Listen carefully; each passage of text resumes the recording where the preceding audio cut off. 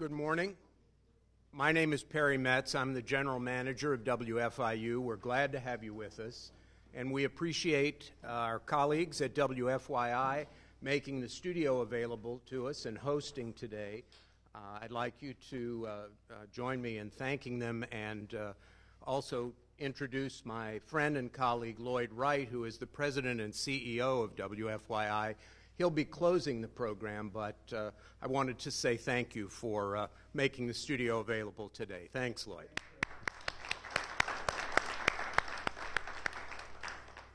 I think many of you are aware of the important work WFYI is doing on the American graduate, the examination and community discussion about the dropout problem in central Indiana.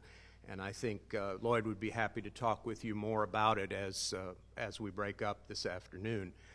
Now, today we're going to talk about the Common Core, but I wanted to be sure that all of you are aware of what StateImpact is.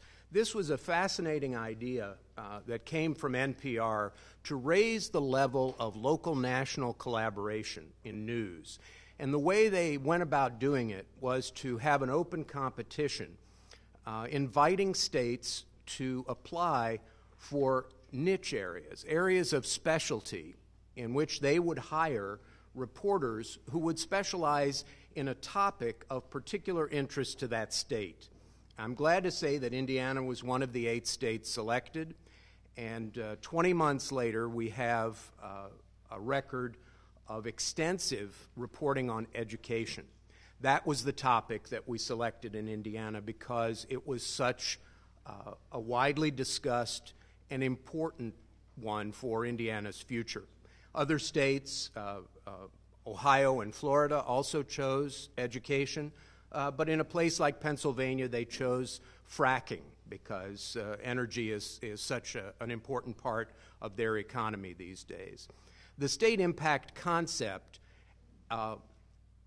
goal is raising the level of local journalism by developing expertise and depth of reporting that people can come to rely on. And one of the things we worry about is the decline of local journalism. As newspapers have shrunk, as television news has gotten smaller and sometimes more alarmist, there is a vacuum, a hole in the reporting in depth on topics that are of real importance to Hoosiers.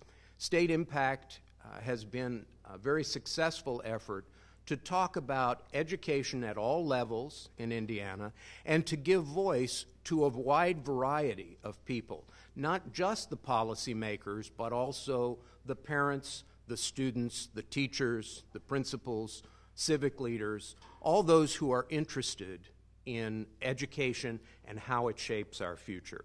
So we'll get to that discussion, but I'm happy to say that we're joined today by special effort by the Senior Vice President of News for NPR, Margaret Lowe Smith, who has been a guiding force nationally and locally, helping us, but also, I think, demonstrating through her years of experience at NPR a very thoughtful and considered approach to leading one of the largest and most influential news organizations in the world. We're very happy to have her with us, and I would ask her to say a few words. Margaret?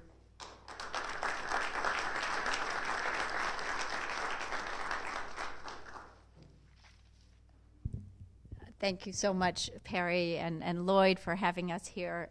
It's a real pleasure to be here among this distinguished group of people. I have a little confession to make, which is not only does NPR, FYI, and FIU care deeply about education coverage and education in the state of Indiana, but I have a personal Hoosier gratitude because I actually have a son at IU paying out-of-state tuition. So I feel like I'm contributing mightily to the future of education. It's actually a truly fantastic place, and you might be interested to know, and I don't know if you know this, but he went to high school in Bethesda, Maryland, where Indiana University has actually become one of the hottest schools that kids apply to, and they seem to like our kids. So we're loading you up with great kids from Bethesda, Maryland, and also plenty of Bethesda, Maryland dollars. So, as Perry said, there has a void has emerged in local journalism because of the demise of newspapers, and so there's a missing group of reporters covering things like beat reporting, accountability reporting, holding leaders accountable, really digging deep and understanding what's going on in our world. And I'm really, really proud to say that NPR and our public radio stations like WFYI and WFIU have really leapt into the void with a kind of ambition and clarity of thought to really try to understand, to dig deep. And I think this team has proven it in their coverage of education. There's a map over there, which they may refer to, but those are all the spots and all the stories that Kyle and Ellie have told in the state of Indiana, and sort of covering that terrain with just two people is impressive.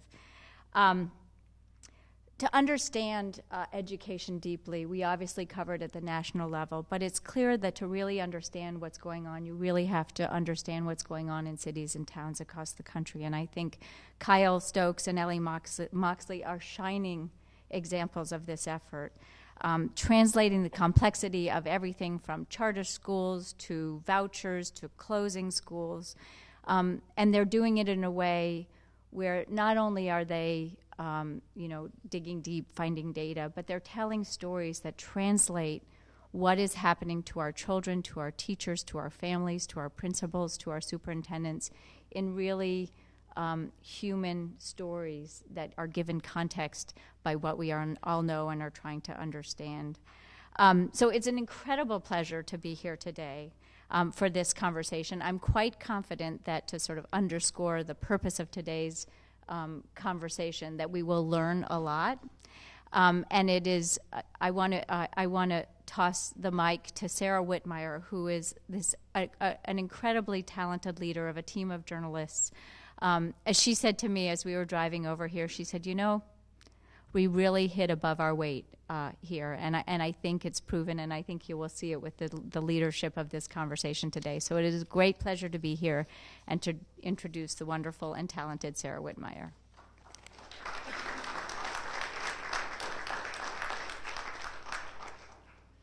Hello, thank you all for coming. So today's discussion, we're going to talk about the Common Core, which is this nationally crafted set of academic standards. It's been adopted in 46 states and the District of Columbia, at least in part. So our team, Kyle Stokes and Ellie Moxley, has been working very hard over the past several months to sort of get behind the headlines and explain what this looks like, what's implementation like, what are the concerns among teachers and administrators, and we've been doing a lot of coverage on the blog and on broadcast, and today we've invited some great panelists here, so we hope we can really step back, answer a lot of questions that we haven't already gotten to in our reporting, and there'll also be time for you all to ask questions as well. When you came in, you probably found note cards on your chairs, so you can write questions on the note cards, and then about halfway through the discussion, we'll come around and collect your note cards, and we'll give those to Ellie and Kyle, and they can ask our panelists. So without further ado, we'll open it up to Kyle and Ellie. Thank you, Sarah, and thank you again for all for coming. Very quickly, would like to introduce our panelists that have been so good to give us their time this afternoon to talk about a very important subject. Of course, in the middle here, we have our State Superintendent of Public Instruction, Glenda Ritz, who is a national board certified teacher, whom she probably would tell you if I didn't say it, so I'm going to say it before you do here. And before that, of course, she was the media specialist at Crooked Creek Elementary, a 15-year president of the Washington Township Education Association, and brings that knowledge to the State House as the top elected school official. Sitting right here on my right is Lisa Froderman, who is a curriculum specialist. She has her Master's of Elementary Education and her administrator's license and is a certified teacher trainer, works for purposeful curriculum planning, and her primary job is to work with schools to align curriculum to the Common Core, which should make some of her insights very instructive to what we're going to be talking about today. And on my farthest to my right here is Derek Redelman, who is the Vice President of Education Policy and Workforce Development at the Indiana Chamber of Commerce. And among many of his qualifications, he was present at the creation of several key pieces of legislation and education policy in Indiana. And so that makes you a good place to start. Obviously, I think we want to talk as much as we can here about the future of the Common Core, while also talking about some real challenges of the present. And maybe to start that conversation, the best way to begin it is to talk a little bit about the past. And so, Derek, I'm wondering if you can fill us in, give us the Cliff Notes version of the history of how we arrived at where we are today here on the brink of the implementation of the Common Core, perhaps statewide.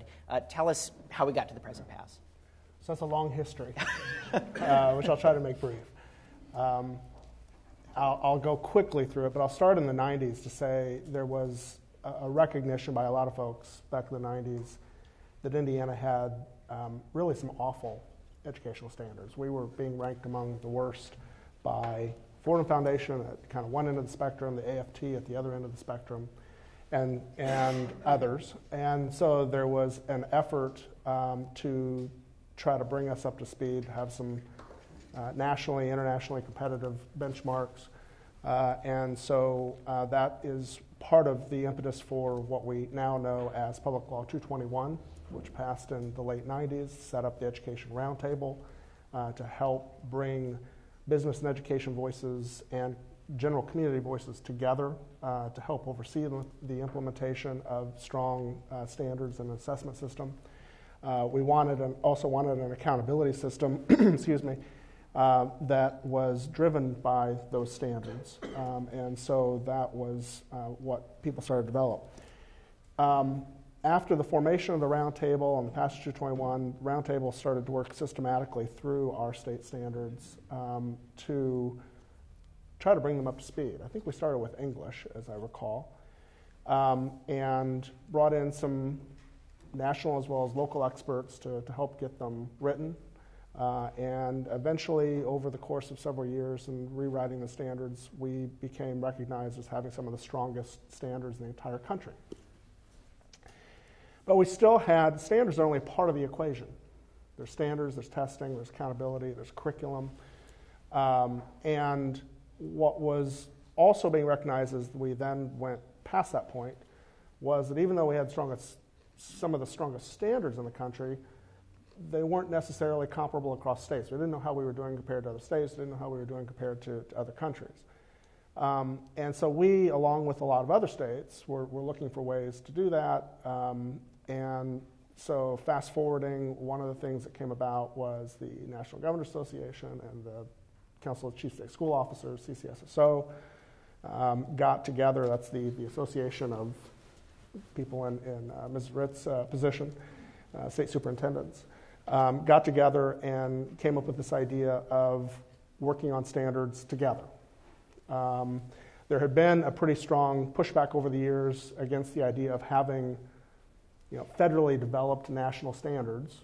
And so I think part of their thought was, let's get together and let's do them as a state project. So they did that and started to roll them out. And Indiana was one of the early participants, and I'm really fast-forwarding because I know you'll want to dive into more detail on one of these, so I'll just give the overview.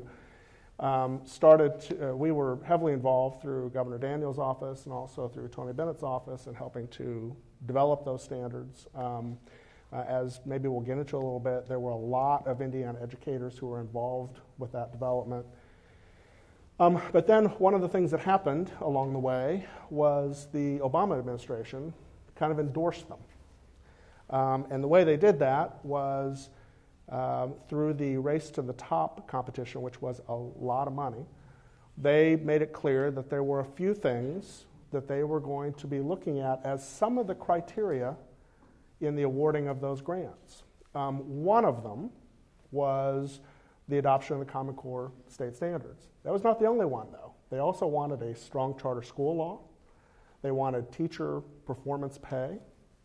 And that became, by the way, one of our big challenges because Tony Bennett was not really able to get what the feds considered to be strong enough buy-in from the teachers union on teacher performance pay. And some other issues. And so those were factors. They were not requirements, but they were factors And that has caused some people to look at the Common Core and to portray them inaccurately as federal standards or mandated by the feds, neither of which is true. And so we've gotten into this debate now which is largely driven more by where they came from than by the quality. There are some quality issues. I'm sure you want to get into that. Some of the questions, there are some concerns around that. But I think the real issue, I think even if we can address all the quality answers, I think to some people it won't matter. It's because they don't want anything to do with something that is national in any way whatsoever. Obviously, the Common Core is going to mean some instructional shifts for teachers in Indiana classrooms. One of the things we'd like to focus on is teacher training and professional development surrounding the Common Core. 2012 Pioneer Institute report put the cost of implementing the new standards at about $16 billion nationwide, and in Indiana alone, teacher training could cost upwards of $100 million. I'm going to read a couple words of caution from that report. States and communities should avoid trying to implement the Common Core or any set of new standards on the cheap. Inadequate training, instructional materials, or necessary infrastructure can lead to teachers and administrators disclaiming responsibility for failure because they did not receive adequate support. That said, what kind of professional development are Indiana teachers getting at? And perhaps, just as importantly, how are schools going to pay for this teacher training?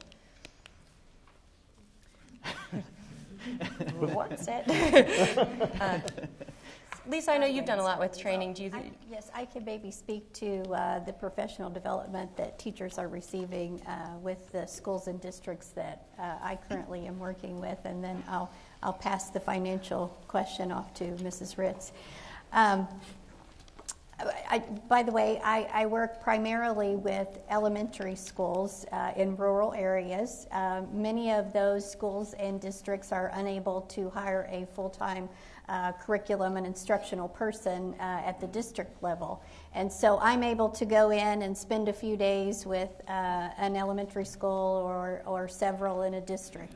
And so, I think what you would have seen in the early days of knowing that Common Core was coming our way, you would have seen teachers sitting around and looking at the Common Core standards and reviewing them, reading them, trying to unpack them, as we say, and really see what elements they held for us. The next step in the process for the schools that I have watched was to put those Common Core standards alongside of our Indiana standards and compare them. We had lots of crossover documents that teachers were able to look at, and they would see similarities, they'd see differences, and so that gave them an indication of where they needed to go in the future with adopting Common Core. I would say that some of our districts are much farther along and feeling comfortable with the new standards than other ones are, and so we probably have districts that need to step it up, but then some that are quite far along in the process. The cost issue, I mean, from your vantage point at 30,000 feet, so to speak, talking about all of the 250 plus school districts, what does the cost question look like for you from there? Well, I actually didn't come prepared today to actually say, here's the number that it's going to cost, but I can say the process for professional development is what's been in place all along. When we switched to the Indiana standards before the Common Core standards were adopted, the process for professional development is both a combination of state monies and local monies that are funneled down there to the local level. And school districts are responsible for making sure that their teachers are receiving professional development regarding any standards change. I do want to make a clarification between standards and curriculum. Standards are the basis by which we develop curriculum. And so while teachers are working with the standards that they might be looking at, they're developing the curriculum that's going to happen in their classrooms.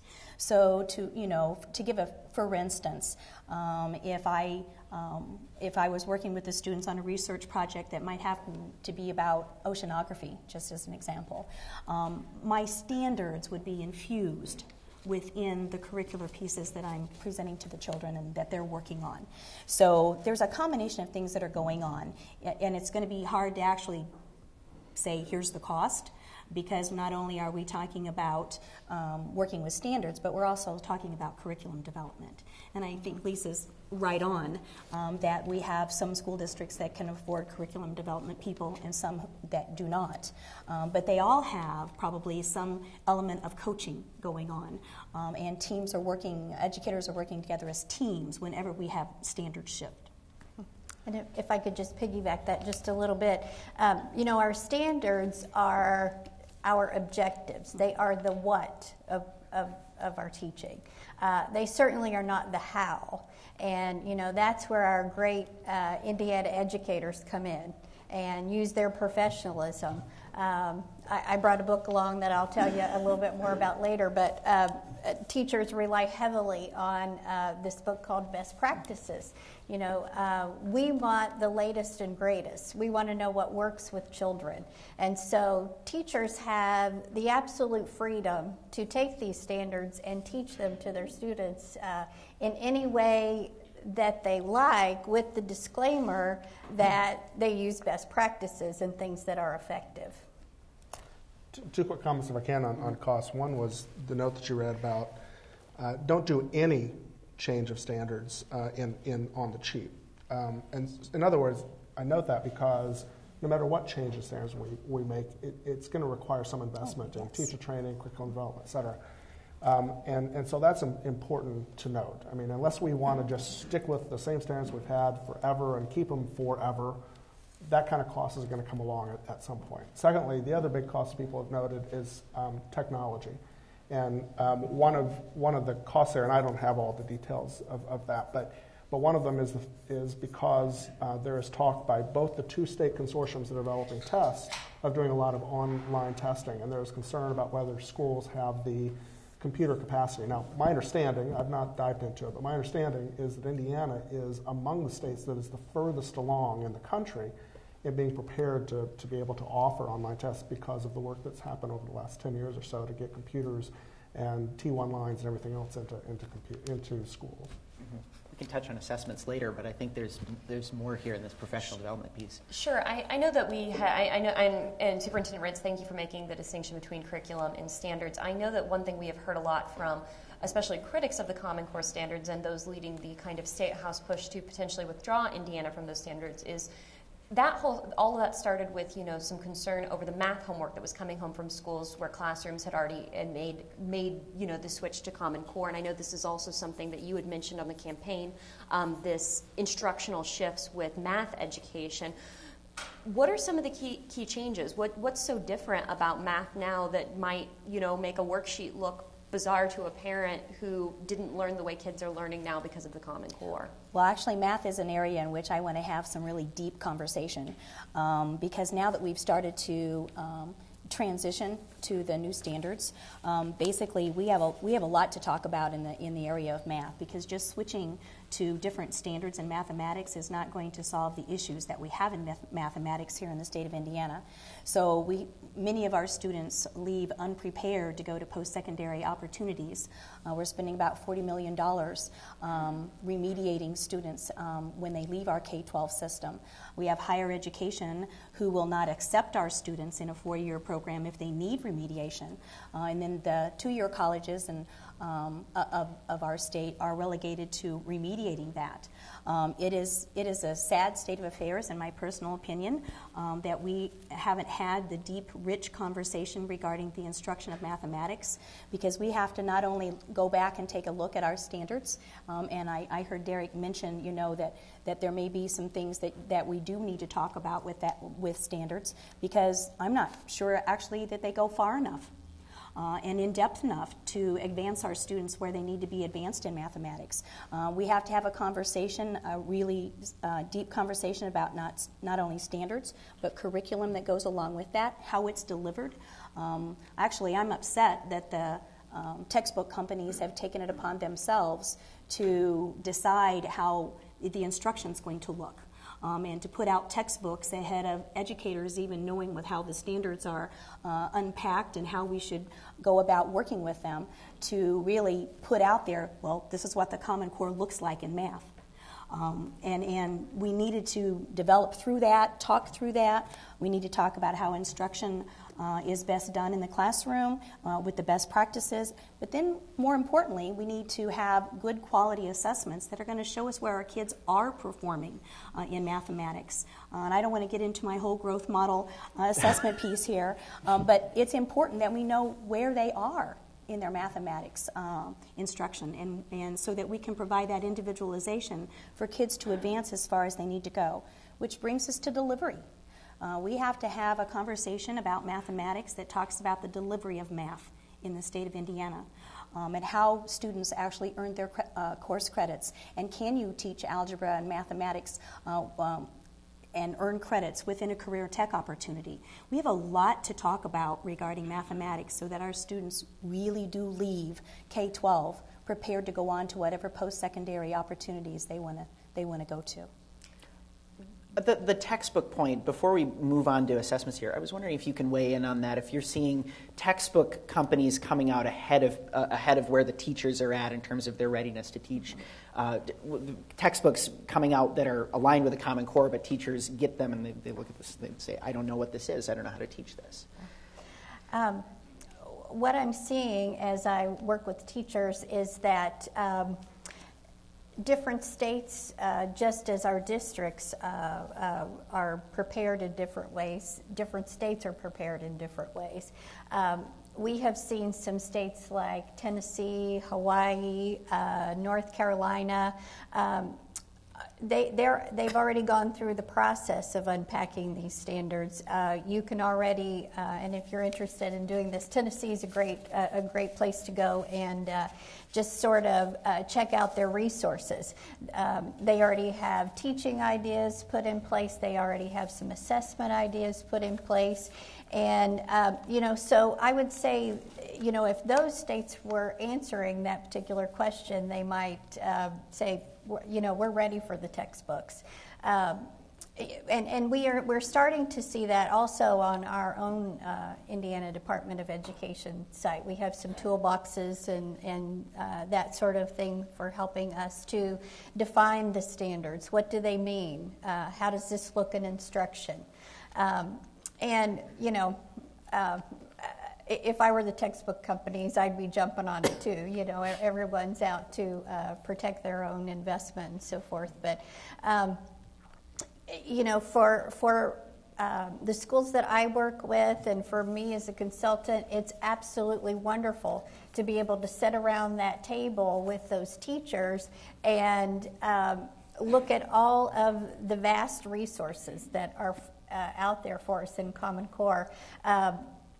I'm a person who worked with teachers, built resources for them using the Indiana academic standards, and that sort of was one of my, that was part of my job description as I began my job as a consultant. So I've kind of been through the shift now, and I just honestly have never seen anything like the revolution of resources that we have. And that has happened in the last year to a year and a half.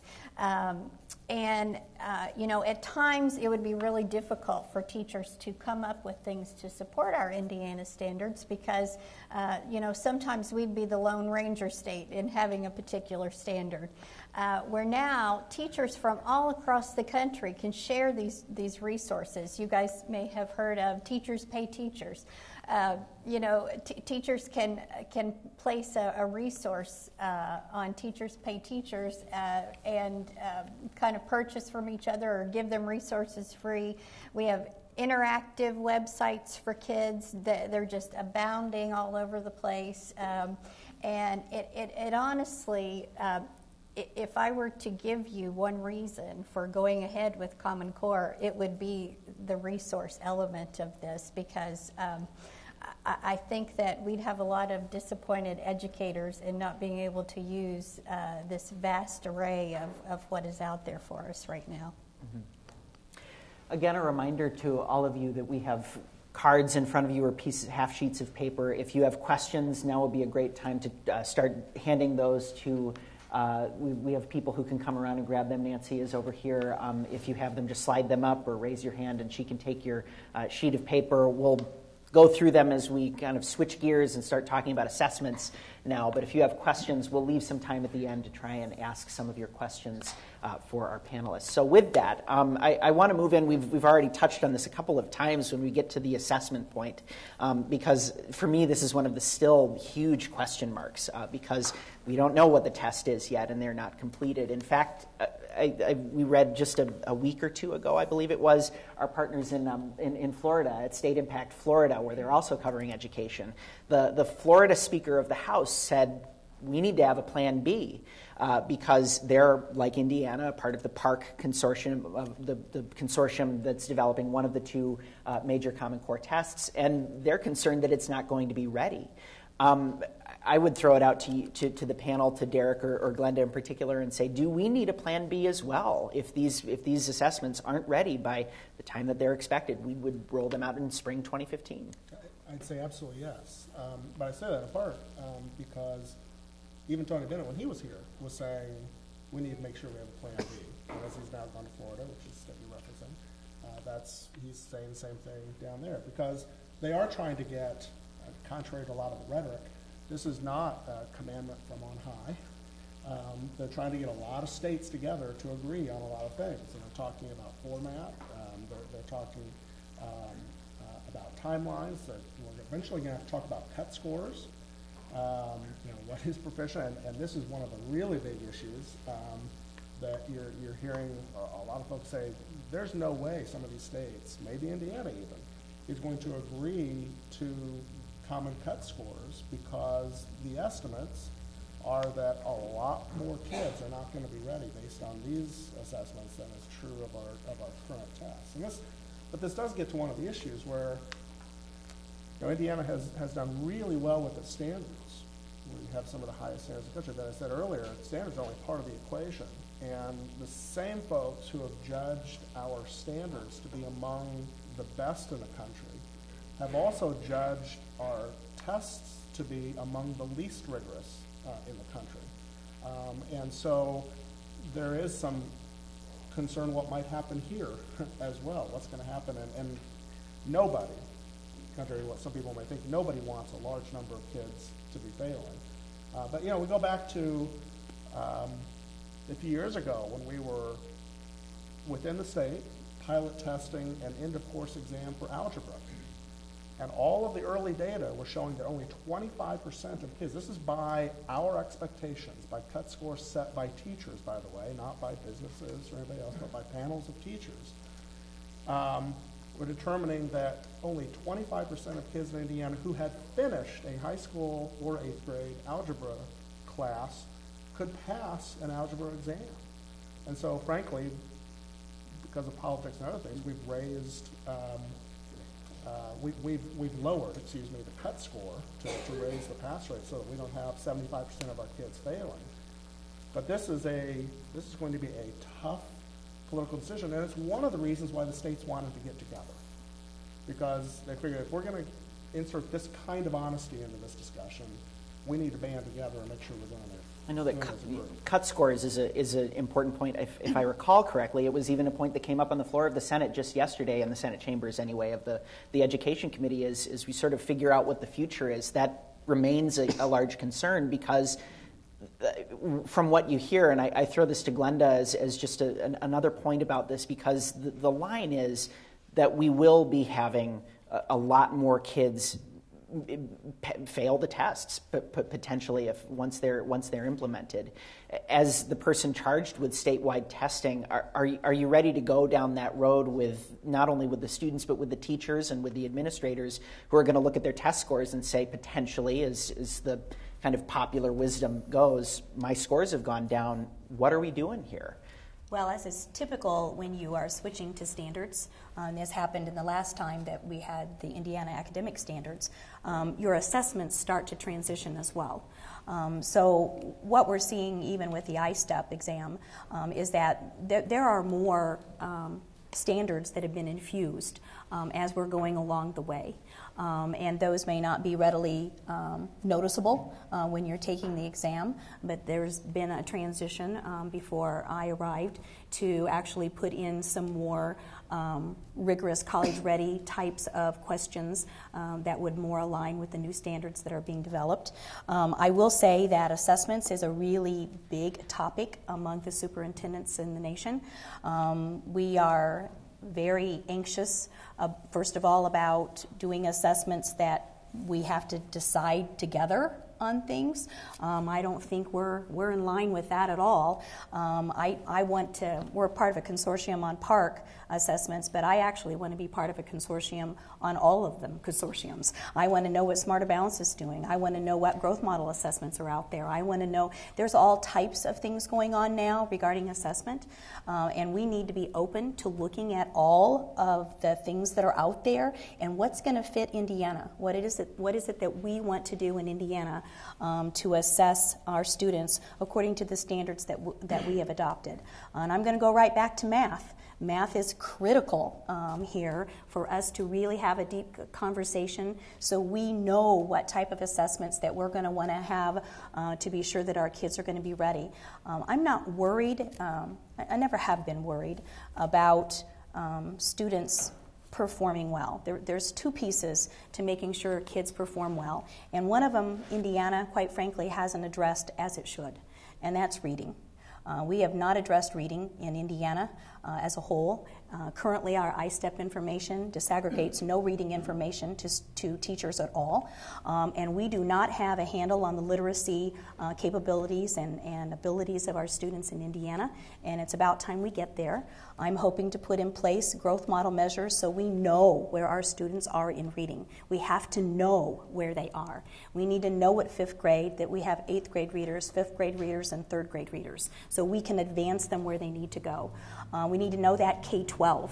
It is discouraging to me to know that we have high school teachers who do not know the reading levels of the students coming into their classrooms and can provide them with the resources and materials that they need to be able to succeed. When students are good readers, they know they can exceed in their coursework, all coursework, and as a result of that, it just goes across all economic levels. And all of a sudden, everybody's starting to achieve. So reading is the number one priority for me because when we have good readers, we will have good test takers. They will pass our pass-fail test. They will pass any test we can give them because they feel confident in actually looking at the test, deciphering information, and doing what they need to do on whatever's asked of them. Very confident about that. Seen it happen in my own school at Crooked Creek. So we have to get busy about reading, and we have to really have math. We have to have it right. We have to have a deep conversation about it. Mm-hmm. The reading conversation is one that I hate to give short shrift to, but it is another panel discussion into and of itself. Certainly. It is. But I wanted to, there are two voices I wanted to bring from outside the conversation. We've been asking for the past couple of months on our blog for your core questions is what we've been calling them. Anybody who has questions about the Common Core, we've asked them to shoot us an email and include in the subject line core questions. One of them that came in, I think, gets to what we were talking about. It's about states getting together on cut scores. The idea being that you have a kid in Seattle and a kid in rural Arizona and a kid in the middle of Indiana.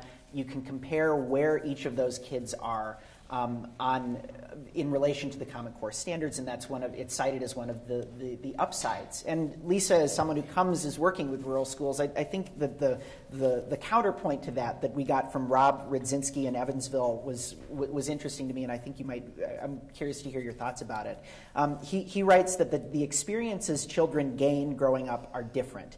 A child that lives on a farm does not have the same experience as a child that lives downtown, or even the differences of a child that lives in New York City, rural Arizona, and Seattle. How can we expect all of the nation's children to be on the same level? How are children from disparate backgrounds expected to learn from the same material at the same time? Well, the first thing that comes to my mind is probably the thoughts of our higher education institutes. I would say that they would want all of their students to be proficient. And I completely understand what this person is asking, and point well taken. We have to remember that these standards are the minimum of what we want students to know. Okay, they are our targets for where we want to get kids in any given school year. But that does not mean that a teacher could not enrich these students as they master particular standards. And absolutely, we're going to want to bring in the rich heritage of our states, of our counties. I think of one district that I work with in Rockville. They bring in their Covered Bridge Festival, and certainly we want kids to know about things like that. Every community is unique, every state is unique, and as good educators, we'll make sure that we teach our kids those things as well. But we have to have objectives. We have to have targets. As responsible adults, if you shoot for nothing, that's what you're going to get. So we have to have clear, spelled out objectives for our students, and beyond that, teachers can, enrich their students as they will. Mm-hmm. If there are some things truly unique in Indiana that we need our students to learn, again, we're talking about, at this point, math and English, then that's why this 15% flexibility within the Common Core standards is important. It's also one of the reasons why we've been supportive of the state doing a thorough review of the Common Core, in part because we'd like for Superintendent Ritz and her staff and educators across the state and the state board to take a look and identify what do we want to do with that flexibility. And we have that opportunity, and we should look at it and see if we want to use it. Secondly, though, I have 3 children, 2 of them in elementary, 1 of them in middle school. I really hope they stay here for the rest of their lives. But you talked about another kid in Seattle. I don't know. One of my kids may end up in Seattle. I hope not, frankly. I've been in India all my life. I hope they stay here. I have a lot of friends who have older kids, and they're not here, though. And that Seattle kid may be looking, or outside of Seattle, wherever it is, may be looking for a job here. There are some commonalities. We don't live in an isolated community all driving buggies anymore, and the furthest we ever go in our lifetime is 20 miles. Our kids move away. Our kids look for jobs elsewhere, sometimes because they have to. And so we need to make sure that they have the opportunity to do that. Mm-hmm. One last thought before we move on to your questions. There's another thought that I think is helpful to the conversation, and it comes from a blogger in Bloomington who's not just a blogger, he's also a former administrator and a published author on different education topics, education administrator. His name is Donovan Walling, and he wrote, this is kind of a mashup of a few things he wrote, but essentially what he said is that in developing the Common Core state standards, the idea of standards has become confused with standardization. No one disagrees that standards for teaching and learning are needed, but when standards cease to be seen as basic goals toward which students and teachers should strive and instead become requirements that all students have to meet, then a tipping point has been reached. Standards morph into standardization, which is detrimental. The point kind of pushing towards the idea that we no longer see, as you just said, the minimum bar, our standards as a minimum bar. And I open it up to any of you to react to this. I wonder if this does not just continue us down a path of as the fiercest critics would charge, teaching to the test, and whether Common Core underscores that. May I talk? This is where the rigorous conversation about assessments comes in. It truly does. When you have more pass-fail assessments, that's where you get into that piece. Because then we're looking at, are they passing or failing what you might consider minimum standards? And then you're into the conversation, well, what really are the capabilities and the abilities of the students? What knowledge do we need about our students to further education? And I will contend that we need the knowledge that is acquired through an assessment that is more growth model oriented, where we know that in 5th grade we have students ready for algebra, A pass-fail test does not give us that type of information. It simply does not. And so assessment has gotten to the point with technology that there's so much out there to look at regarding assessments that we need to be serious about finding assessments and working to develop assessments that's going to tell us where kids are so that we can meet them there and take them where they need to go. I'm going to make a case in point regarding special education, because with pass-fail exams, anytime they're in place, those who are working with students, either gifted or special ed, in either of the continuums, when you're working with students who need individualization to that point, you cannot rely upon information from a pass-fail test. You simply cannot. And so our special educators, and those that work with the gifted even, have been relegated to working with kids on their level of which they're in the grade. So working at a 5th grade level with a student who may be working at a 3rd grade level in reading, but you're forced to work with them at a 5th grade level in order to pass a 5th grade test, because the test itself does not take into account the levels of the students. So we have to be serious about getting good quality assessments that is always going to tell the teacher, the parent, and the student, here's where you are, and here's where we're going to take you. It's a concept that is individualization that can happen in the classroom. It's facilitated through best practices. We do it. We want to do it as educators. We do not have the information to do it as we need to do it. When you're relegated to pass-fail, that's what you'll get. That's exactly what you'll get. If that's what you want, then you're going to get minimum. You're going to know who passed it. You're going to know who failed it. But you will never know where the kids are performing. I think there's We've got a little more over 15 minutes left, so keep it brief. We want to get to questions. I think there is some widespread agreement with a lot of what Superintendent Ritz just said. I think the one caution I would give, though, is there's a big difference between the type of test that we give and what we do with the test. ISTEP will work as a growth model. William Sanders, the statistician from Tennessee, who really is the grandfather of all growth models in the United States, was here over 10 years ago and said, I can do a growth model with your old ISTEP. This is before we redid it in the mid-90s. And they have a way of doing that. You don't want to get into all the detail, I'm sure, but ISTEP has a thing called a scale score. Yes. It's not just pass-fail. Now, what we've done with that is to simply say whether you've passed or failed. We could do a lot more with it, which is the path that we're trying to head down. We've got a little dispute on how we do that, but we can do it, and in fact, most states are doing it with the same type of test that we have here in Indiana. In fact, I'll piggyback, if I could, for just a second. Have the conversation yesterday with actually the vendor that does ISTEP Plus. And I had already learned in conversations with them that the test that we give is actually a grade 3 through 8, one continuous test. Indiana has chosen to give it by grade level. Mm-hmm. Okay, mm-hmm. So what he says is absolutely correct. But we need to be looking at knowing where kids are performing, as opposed to whether they're passing or failing.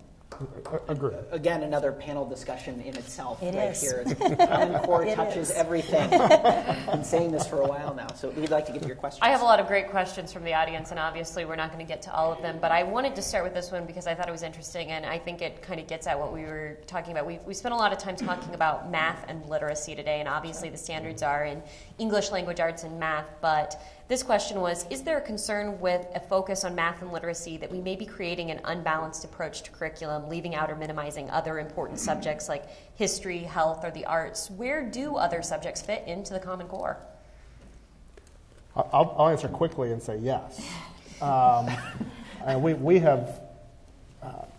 We've been giving a science test in Indiana for a while, but it's only in certain grades, and I think it probably, even that subject, even with a couple of grades being tested, gets the short shrift, and we would like to see more focus on that. And then we also get to history and other social sciences as well.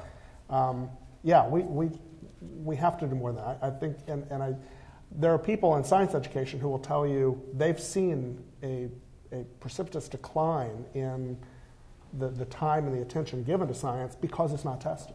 And so because everyone's focused on math and English. And so I'd say yes, we do need to start looking at those other subjects as well. And I want to give a caution. Assessment does not equal test. It doesn't, and it shouldn't. Putting in more tests does not ensure that you're going to have more better quality instruction. I am going to be all about, in Indiana, having broad, balanced curriculum. We have focused very specifically on math and language arts in the state of Indiana, to the point where our school improvement process is just that. What is the school going to do to improve those scores? School improvement and the quality of schools is much broader than that. And I'm going to be embarking on a school improvement process that is going to embrace what makes a quality school and where is your school on the continuum of a variety of things: safety, discipline, opportunities that you're offering for career and tech education, the balanced curriculum. What are you offering to your students? How are you communicating with your preschoolers before they ever come to your school on what they're expected to know by kindergarten? What is it that the school is doing to be a quality school, and where are you on that continuum? It has to be much, much broader than how are we going to improve our scores on language arts and math. Ellie, I love this question because I talk to teachers about it all the time. First of all, and I have a reason for saying this, we have a big poverty problem, and not just in Indiana, but across our nation. Some of the school systems that I work with, they've seen their free and reduced numbers rise 30-40% in the last 3 or 4 years. And typically, those students come to us, especially in our Title I buildings, a couple of years behind their peers. So teachers, right off the bat, have a lot of catching up to do with those students, which means more and more minutes of reading, okay, more and more minutes of math, and those are so critical. However, we have known for like 100 years now that we need to integrate our subject matter. And so, I encourage teachers as much as possible, and this is going to play beautifully into the Common Core because we are needing to teach our students more and more nonfiction text. We need to have them reading more and more nonfiction text. So, I talk with teachers about including their science curriculum in their reading time and their social studies curriculum in their reading time. I can't remember her name right offhand right now, but a literacy expert read a statement from her just this past week that said, we're not really sure that our students have it until they do something with it. And so, the perfect thing to have students do with their science or their social studies curriculum is to write about it or respond to it in some way. And so, I think for a lot of our science and social studies, we can do a lot of integrating some teachers do it wonderfully, and they're terrific at it. For others, that probably needs to be some more professional development, and we need to get there. But we need to buy ourselves some minutes in our day in that way. Lisa, I'm glad you mentioned the nonfiction requirement with the Common Core because I have about 6 questions relating to the shift to more nonfiction text in the Common Core. Kind of a two-parter. One is, with this requirement that schools do emphasize more nonfiction text, is there a concern that that's moving away from being a standard and dictating teachers' curriculum?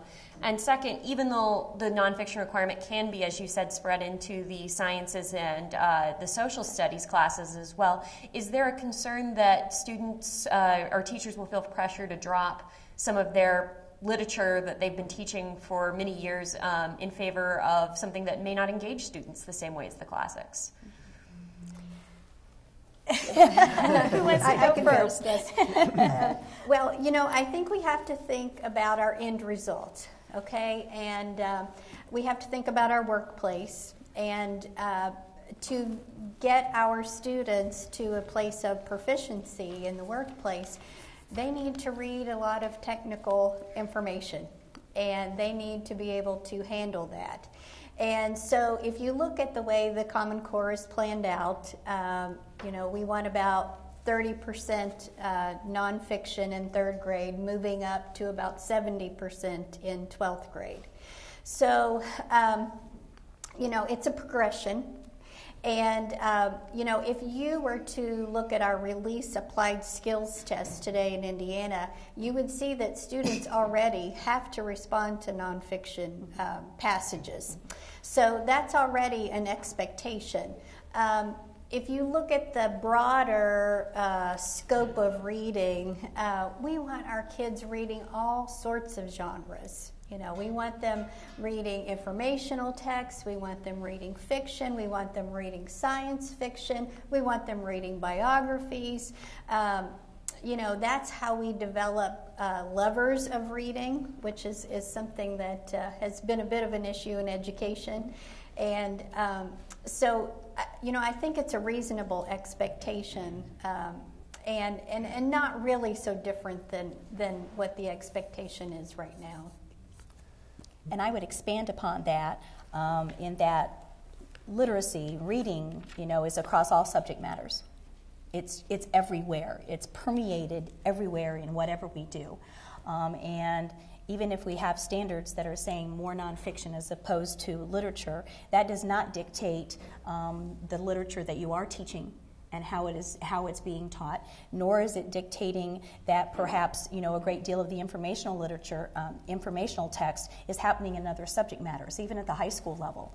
So I think some people are taking a very narrow interpretation of the standards that have been adopted for language arts in saying that my English class needs to be 70-30. Because I don't think that's necessarily what it's all about and what it's saying. It's saying that we want students within their school day to really be having enough informational text that they're going to be able to do what they need to be doing when they leave our schools and with college and career readiness. When you leave high school, you do get into a lot of informational text when you get into the college arena. And we haven't perhaps done what we need to prepare for that. But that doesn't mean you have to give up the literature pieces that are just as important with kids understanding about social issues and getting into discussions and understanding, because literature connects the self with what it is you're reading. And it doesn't always happen in informational text. So there's a balance there, but I think sometimes we're taking too literal, what the standards are asking for. Well, and this is a great example as well, where I think people would be better off to go read for themselves rather than relying on what other people are saying are there. Go look at the standards yourself. I think, and if you look at corestandards.org and you go to the English standards, I think it's Appendix B. Look at Appendix B, which has grade by grade. And there's an app. Some suggested. There's an app too. Great. And by the way, so we talked about social studies earlier. It's not just reading to be prepared for business, but it's things like the Declaration of Independence and the Gettysburg Address, and I'm not going to think of the letter from the Birmingham jail. So there's historical text in there, and so don't listen to what people are saying about it. Go see for yourself. We are nearing the top of the hour at this point, and I know that you have another engagement to get to, Superintendent Ritz, and unfortunately we're kind of cutting short here on time for questions, but we will include them in our core questions piece that we have here. We've been collecting questions for some time, and we will do our best. We use them as story ideas, and we use them as inspiration, and so hopefully you've provided us some inspiration. I know some of the other panelists are going to be around, and there's, of course, lunches here if you have a moment, if you have a question you'd like to track them down for. I believe WFYI's Lloyd Wright wanted to say some words here at the finish. And Lloyd, thank you so much for having us in this wonderful space. We really appreciate your effort. How about another round of applause? Thank you. Thanks. Yeah, I just want to say thanks to all of you for being here today. It's an exciting opportunity for us in public media to be able to have this conversation. So we're delighted that there's the kind of interest that we've had today. And we're glad to have you here in our studio. I do want to thank the panelists for being here, Lisa, Glenda, Derek, a former public broadcasting employee. We were so proud of him and all he's doing in education. But it's such a pleasure for us to be able to expand the resources of StateImpact Indiana. We're fortunate to have these two amazing young journalists, Kyle and Ellie, be a part of this, Sarah Whitmire, that are leading the way for the Indiana public broadcasting stations with a focus on education. And so if you haven't visited their StateImpact website, it's becoming more and more a go-to place for the kind of information that we've been sharing today. I might mention that we've been recording this conversation, and we'll create a link right away and extend that out to you. If we don't have your email, make sure that you leave it with us, and we'll share that with you. It will soon be on the StateImpact Indiana website as well. Let me also thank our friends from NPR, Margaret Lowe Smith, that's come to us today from Washington, D.C. Where would we all be without NPR, right? So thanks, Margaret, for being here, and we're going to make a Hoosier out of her with that pathway that she has to Bloomington since her son is there, and so we thank you for being here as well. It's a pleasure to work with our colleagues at WTIU and WFIU. Together, we make up the Indiana Public Broadcasting Stations, 8 public TV stations, 9 public radio stations. They really want to be about sharing our resources with all of you to amplify the diverse voices of the Hoosier community around education, but more than that, health and wellness, and arts and culture, and science and technology, and energy and the environment, expanding the news and public affairs capability so that we can better serve Hoosiers. And we couldn't do it without the support of all of you. So thank you all for being with us today. As Kyle mentioned, stick around, have another sandwich, or if you haven't had a chance to have a bite to eat, please do so. And we'll look forward to chatting with you before you get away. We have the hall reserved all day, so stick around. Thank you very much for your support. Good afternoon. Thank you.